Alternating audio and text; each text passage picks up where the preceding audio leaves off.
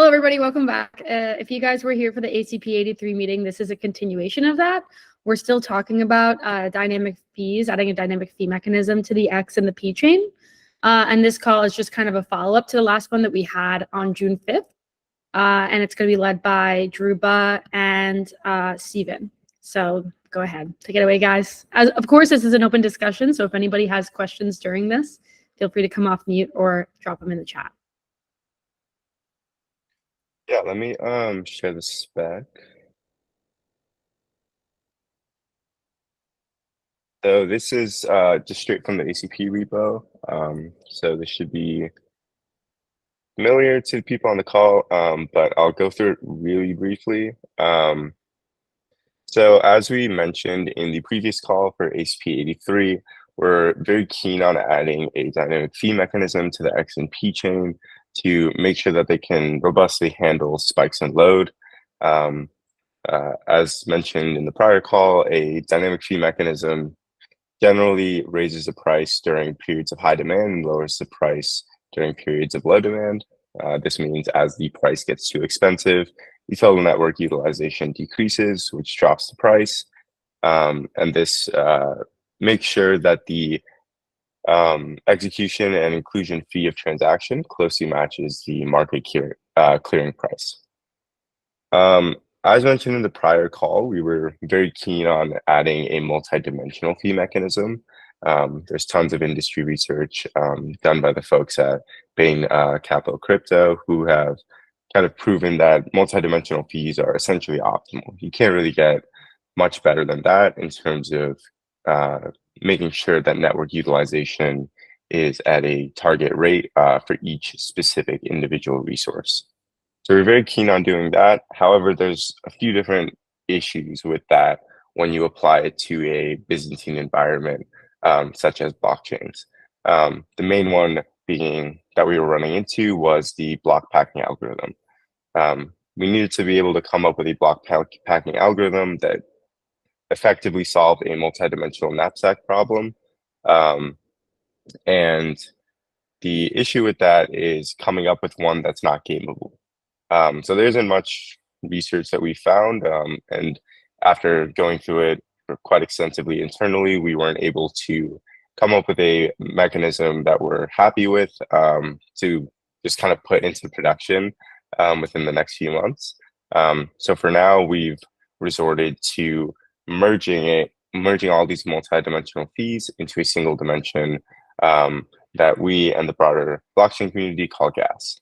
So if you guys are familiar with Ethereum, gas is effectively a combined computational cost of a transaction that abstracts away all of the underlying layers of a transaction. So a transaction typically has a few different dimensions. The ones that we're focusing on for the X and P chain are bandwidth, which is the amount of network bandwidth used for transaction broadcasts, the number of reads, which is state lookups, database lookups, number of writes, which is the number of state lookups and state writes and database writes, and then compute, which is just the amount of computational cost used to verify and execute a transaction. In this dimension, stuff like signature verification will be included for SecP verification, as well as BLS verification for Avalanche word messaging. So as you can see in this ACP, this is still a little underspecified since we haven't come up with the exact weights for each of these dimensions. But essentially, the gas consumed will effectively look like this. It's going to be G equals some ratio of B plus R plus W plus C, where B is bandwidth, R is reads, W is writes, C is compute. A future ACP, like ACP-103, can remove this summation of these different dimensions and revert us back to the originally proposed multi-dimensional fee mechanism after we have a block packing algorithm that we are happy with and are comfortable going to production with. So that's it for the dimension part. I think now that we have a single dimension, it's a lot easier to think about how to do some of these mechanism designs, since we are just treating a single dimension as network utilization. So for the mechanism itself, it's fairly straightforward. It's effectively what we've described in the last call. So we're going to set a target gas consumption rate, which is going to be set to T per second, and adjust the fee based on the amount over the target we are, which is the excess gas consumption variable X. So at the start of building or executing a block B, we'll update X with the formula you can see there, which is the max of the current excess minus the target times time. This effectively is kind of like a leaky bucket. You can think of it that way. It's where we got the idea from. And you effectively just have a total capacity of usage. And over time, you allow more usage to occur. And this makes sure that you don't exceed a total threshold of usage. Yeah, so the gas price is determined by the minimum gas price times an exponential adjustment function on the excess gas consumption. So we'll set two variables here, which is one is the minimum gas price that everybody will have to pay for the transaction fee. So if you think of the C chain, for example, the minimum gas price is set to 25 nanovox and then spikes up and down based on the current network utilization. In the same vein, M would be set to 25 nanovox, and then the K constant will determine how quickly the fee will go up. So whenever the excess gas consumption increases by the constant K, the gas price would increase by a factor of 2.7. And naturally, as the network utilization tapers down, the gas consumption rate will go down and the excess gas consumption will start to spike down to closer and closer to zero, reverting the blockchain back to the minimum gas price, basically ensuring that on the long term and in the average case, the chain will consume T gas per second. So that's the gas fee mechanism. Now, there's an interesting side thing that we had to kind of come up with in terms of metering the maximum rate of gas consumption. The issue with or a nuance of snowman chains is that blocks are produced asynchronously. There's no notion of a consistent block time in snowman chains. So in Ethereum land, for example, they produce a block every 12 seconds consistently. This means that if they set a maximum block size of 30 million gas, for example, every 12 minutes, a maximum of 30 million gas can be consumed, meaning that they have set a maximum cap of 30 million times 5, which is 150 million gas every hour. In snowman chains, we can't really do that because we can produce as many blocks as possible, like as needed, at the same timestamp. And this is especially on the P chain where you could have, 100 blocks issued in the same timestamp if there were a ton of transactions that needed to be included. So this is where we now explicitly use a leaky bucket to set a cap of the amount of gas that can be consumed per unit of time. So this means we don't actually have to set a block gas limit, which is very nice, since we're just metering the amount of usage per time directly. So if you look at the leaky bucket implementation, all you really need to do is define two different things. One is the capacity of the bucket, and the other one is how much it is being leaked per second. So in our case, we're going to define L as the capacity of the bucket, S as the number of seconds for the bucket to leak L gas. So that converts to a leak rate of L over S gas per second. And for easy tracking, what we've decided to do is just track the amount of capacity left. So instead of tracking how much capacity has been filled in the bucket, we'll track how much is left. And this is super easy for us then, from a computational perspective, to just check that any new blocks being added at the current time must be less than R. So there's a few different bounds that this gives us. So the bound, notably, is not L.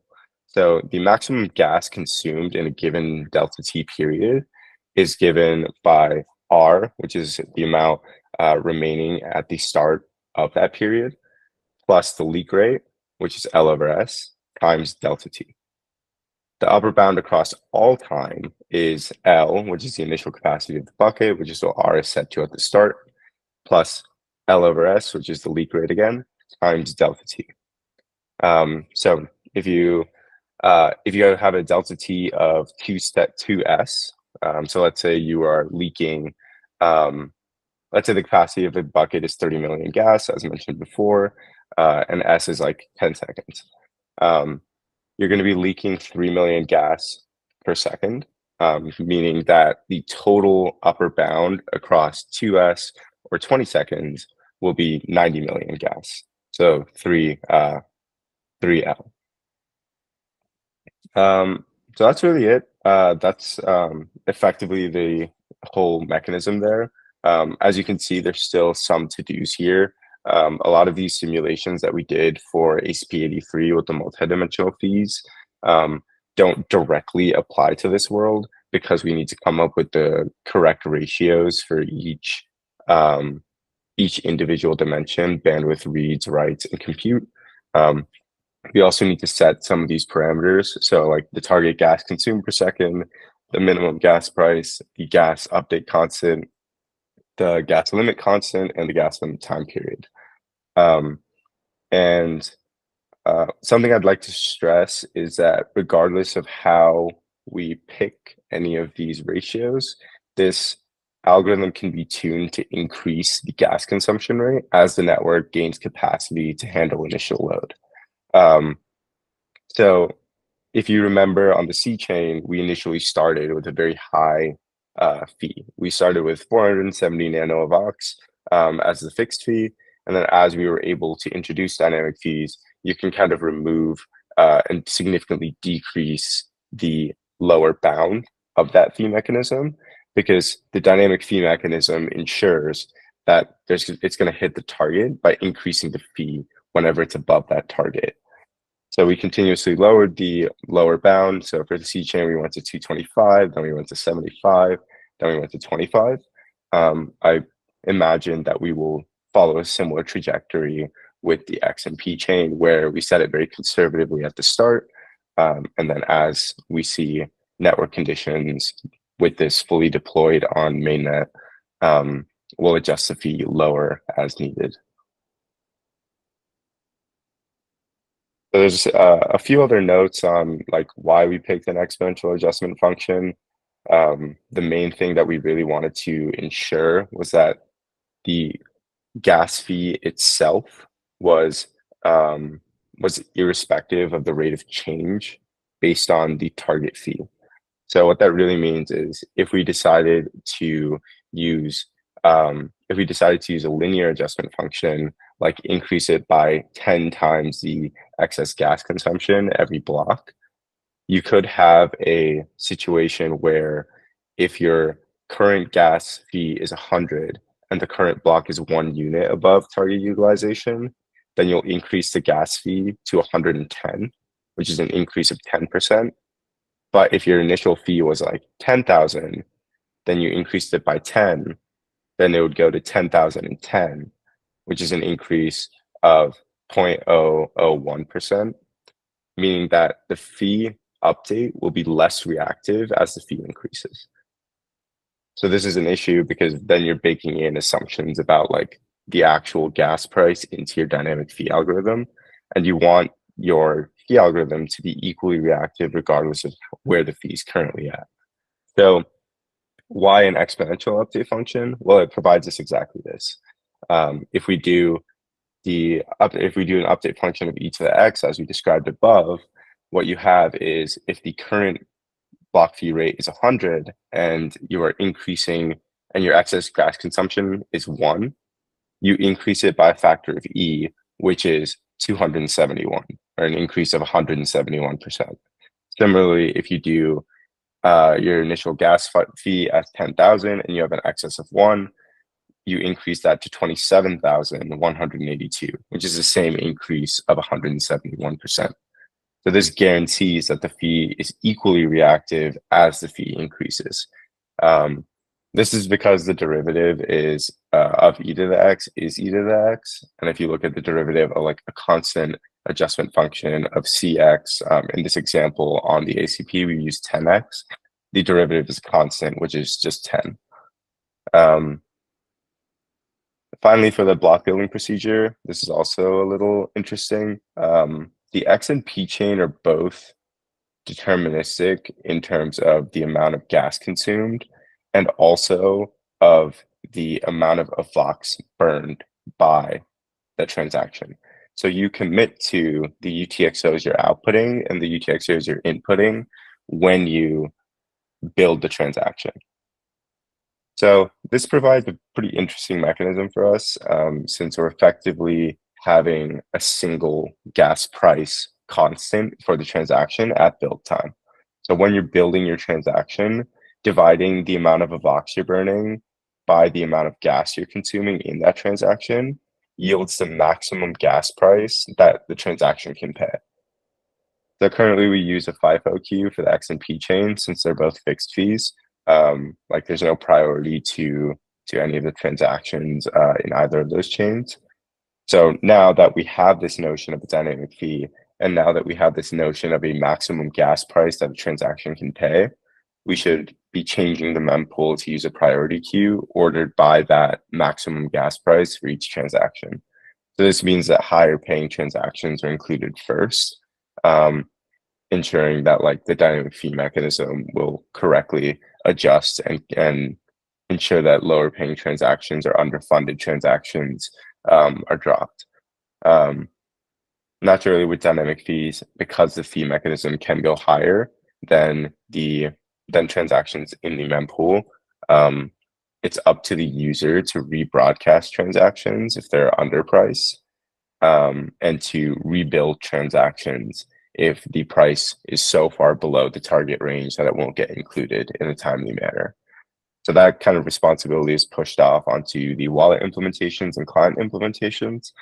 But that's a very similar UX to what already exists elsewhere.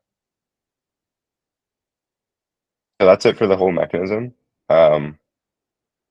As you may have noticed, it's very, very similar to what we presented in ACP-103. The main change is the summation of all of the individual dimensions into a single gas dimension. So the exponential update function and stuff like that will also be used in the multidimensional world in the future. It's just instead of excess gas consumption, you'll do like excess bandwidth, and excess reads and excess writes and excess compute, meaning you'll have a fee mechanism for each individual dimension. So this translates very well to the multidimensional world and really sets us up for future success when we eventually transition.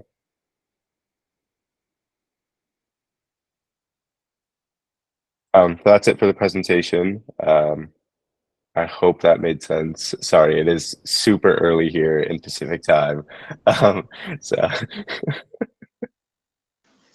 just wanted to clarify one real quick thing, which is that the capacity was very much inspired by leaky bucket design, but the kind of excess gas tracking and the exponential was very much inspired by Ethereum's 1559 research and also following up with their 4844 research. So just wanted to explicitly shout them out. Like this isn't necessarily like us just like dropping all this stuff. They've done a lot of research into some other reasons why using exponentials are nice, but for us specifically, I think the main reason that we're interested in using the exponential is as Drupa mentioned, that kind of like symmetric reactivity regardless of the token price. But yeah.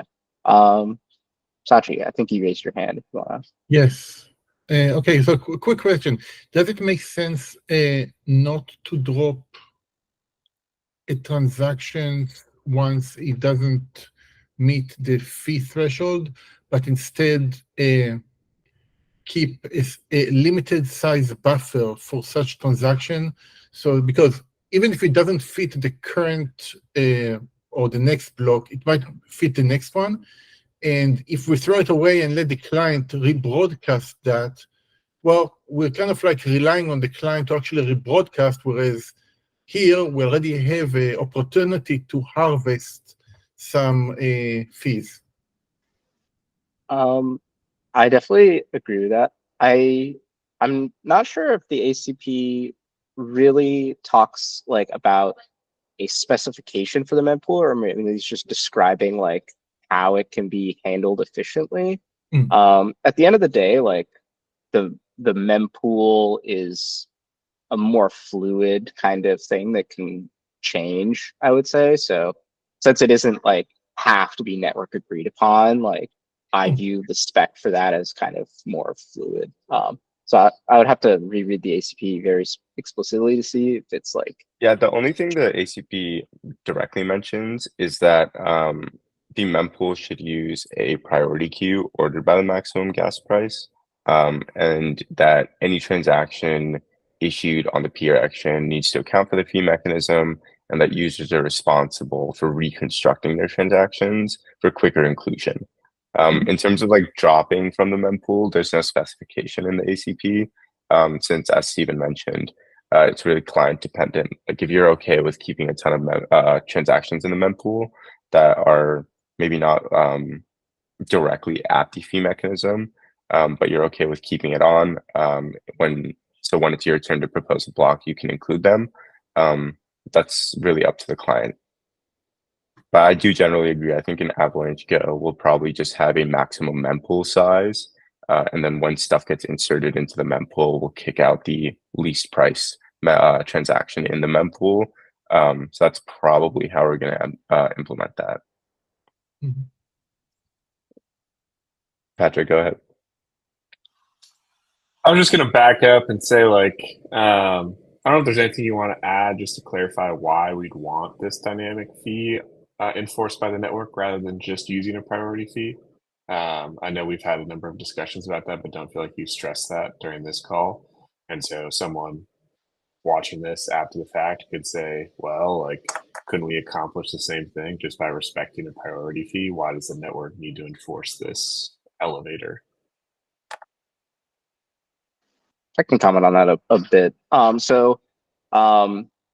I think there's two parts of that. The first is the capacity constraint logic, which this is encoding, which is very much separated from anything else, I would say. But because of the P-chain and X-chain's kind of asynchronous block issuance, we really want to have like a target gas usage. So it becomes a little bit difficult to encode that without using some form of economic process. Like the way that, you know, some previous blockchains would do it would say they have like an explicit block time, and then there's a max block capacity, and then you basically just say, yeah, pack it however you want, and like that max capacity results in this like level of usage, and you know that works out. Because of our kind of like potentially asynchronous block issuance, just having like a single block capacity rate limit things is perhaps difficult to do. And then also because we don't actually like reward block producers based on the transaction fees that are included, it makes it actually very hard to introduce this kind of like auction-y mechanism. So I think all those things together is kind of like why we are interested in kind of this route. But it is definitely a you know, reasonable alternative to say, you know, like, you know, what if we just included this capacity and then changed the mechanism to like reward block proposers and then have a like auction market that way? Like that is you know, one additional route. That's how Ethereum was originally done, and they found that that was suboptimal due to like the lack of predictability of like the pricing for users. So they ended up going with this kind of more static chain market so that, you know, wallets and clients can more predictably understand the fees they need to pay. But yeah, it's definitely like a series of trade-offs, and but yeah, that's kind of the color in the space that at least immediately comes to mind when I think about it.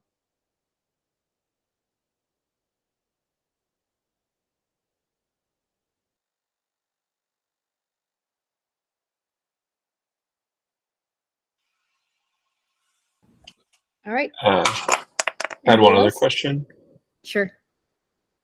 When it comes to implementation, you know, I think a lot of the actual research has gone into how to approximate that exponential in a way that makes sense, or like a way that doesn't involve loss of precision or like weirdness there. I don't know if you could talk at all about that, because I know that that's something that has deterred people in the past. I know that since it's active in 4844, it's obviously been figured out, but I don't know if you could talk to any of the complexity on that, given like our previous, at least C chain one is a little bit simpler.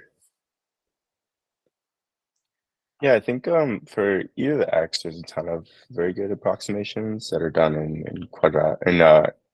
in non large time base. So like as you can see with this exponential here, X over K could be, you know, massive, depending on the excess gas consumption rate.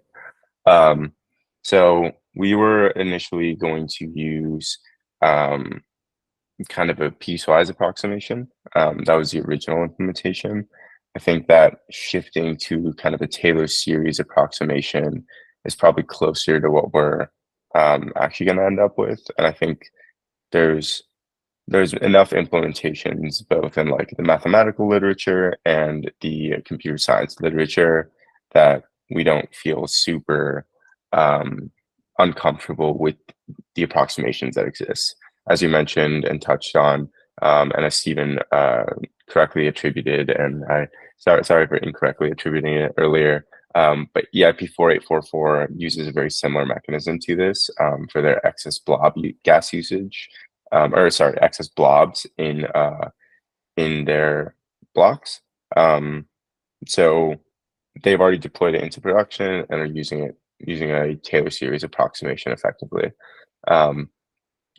So we're probably going to do something similar. That's also something that's missing from the ACP, since if you're approximating e to the power x, well, everybody's got to approximate it the same way to get the same fee. So we'll be updating the ACP with our final decision on what approximation we're going with. For now, the ACP is pretty vague in that, where I just basically say exp of x is just an approximation of e to the power x, but I don't fully specify what that approximation actually is. So good call out. We will be updating it with that. So I'll put that down as another to do. The other to dos, just to clarify, are the actual target gas consumption rates and those variables, and also the weight of each dimension when we merge it into that single gas dimension.